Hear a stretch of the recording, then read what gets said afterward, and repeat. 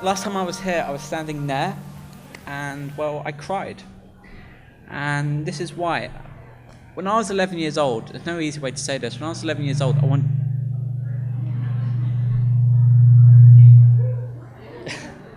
when I was 11 years old, I wanted to kill myself. Uh, Jesus. Yeah. When I went to secondary school, I knew it would be difficult, but I didn't know how difficult. And at primary school, I wouldn't say I was the most popular person, but, I had enough friends to see me get by and stuff like that. I was comfortable. And then I went to an all-boys secondary school, while most of my friends went to a mixed school, so I only had one person with me, and we weren't in the same form group. So it was really baptism of fire. I will never forget the 3rd of September 2009, the first form registration period of the year. The form tutor asked everyone, 30 of us, to put your hand up if you knew someone else in the class. Out of 30 people, 29 put their hand up. I was the one. And from behind me, I heard some sniggering, some, snide comments, and I thought, well, this is going to be fun. And over the next month or so, I was the perfect target. I was overweight, had glasses, quite quiet, teacher's pet, perfect combination. And it started first with my stuff being hidden, name calling. I could handle the fatty stuff. I didn't give two shits about that. What was getting to me was the stuff about being Four Eyes, and I just wanted to learn. That's why I was there. Part asking about was for break time, lunchtime, after school, whatever. I was there to learn in lessons, and well, they didn't want to learn. And then gradually over until December, it started to get more and more cruel.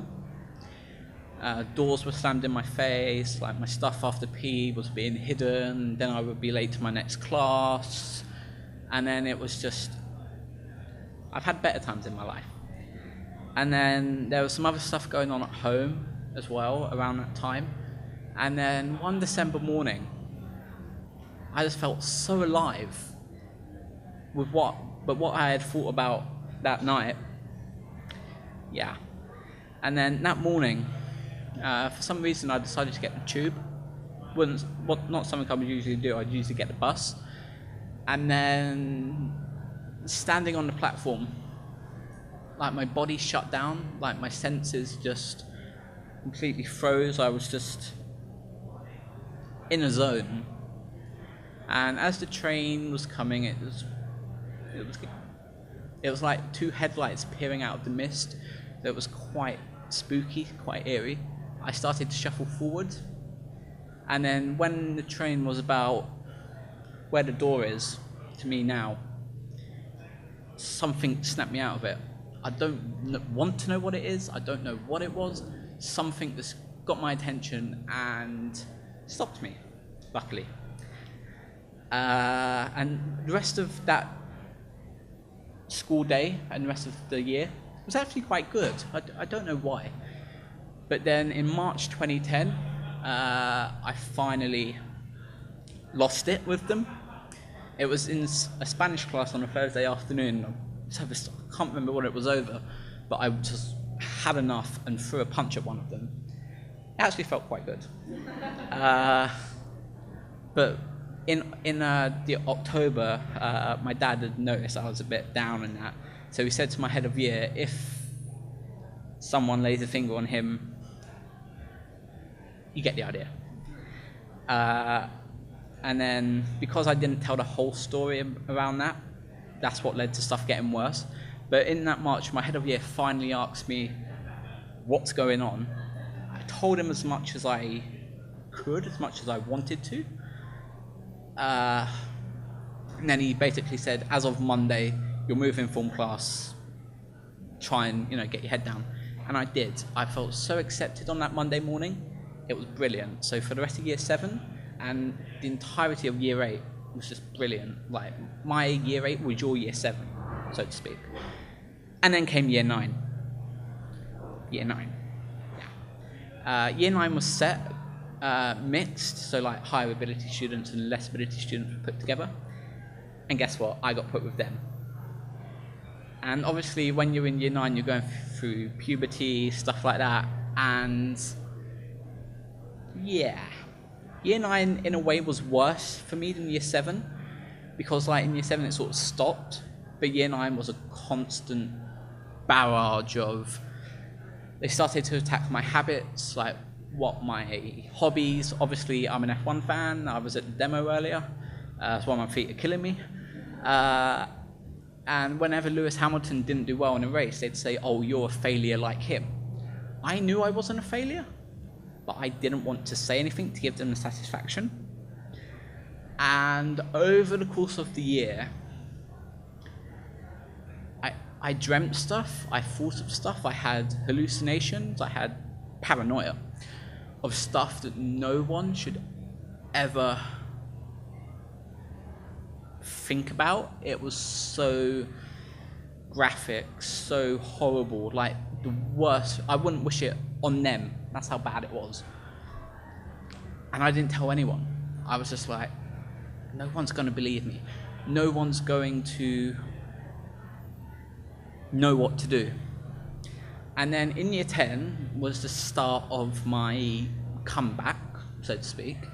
I finally got them out of my life for good, because we were set according to ability. So they were all in the lower sets, I was set 1, set 2. And then I slowly, as I made friends, I slowly started to come out of my shell. It took a long time. Can I swear? Good. Put it this way, at the start of year 10, I was a cunt. I'm not afraid to admit that. I was arrogant, selfish, didn't like people, hated people. And no wonder why no one wanted to be a friend with me. I can see that. And then I was slowly mellowing, so to speak. And then at the end of year 12, the most amazing 4 days of my life, as Nick said, Amelia, who runs the Advocacy Academy,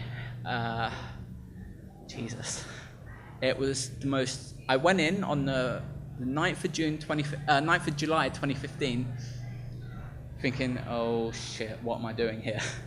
I was so like, it's other people. Ugh. And then over the course of those 4 days, best 4 days of my life, really was. And then on the 13th of July 2015, I spoke in Parliament to Helen Hayes MP about wanting to kill myself. So in the space of 4 days, I'd gone from an utter recluse, an utter up myself twat, to, I'm speaking in Parliament here. And then over the course of the rest of the academy, with our day, like meet-up days and whatnot, I started to slowly feel comfortable in my own skin. Like, I don't give a shit what, how do you say this?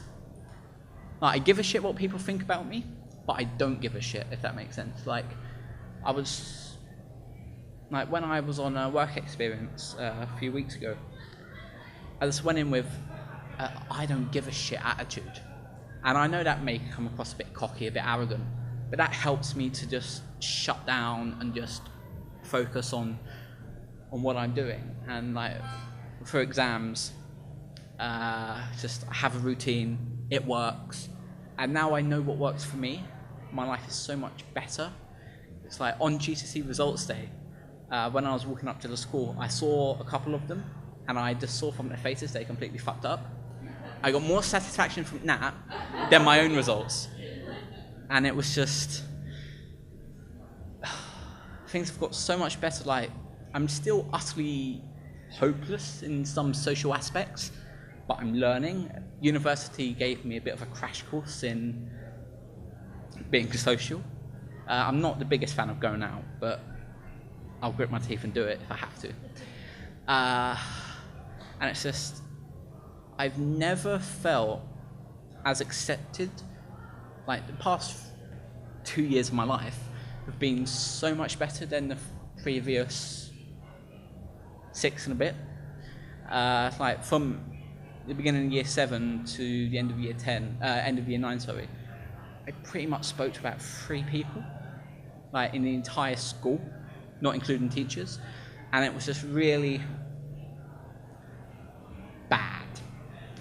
But the song I've chosen means a lot to me, because when I was in primary school and things were better, this song was one of the songs of my childhood. And then throughout, when shit was hitting the fan, I just lost it, like just didn't hear it at all. And then after the Advocacy Academy and Parliament Day, started to hear it again. So it's just, yeah. And also this song, I have similar songs like it on Spotify. I created a playlist list of them, so it's like Leanne Rimes, Atomic Kitten, and this song. Thank you. La la la la.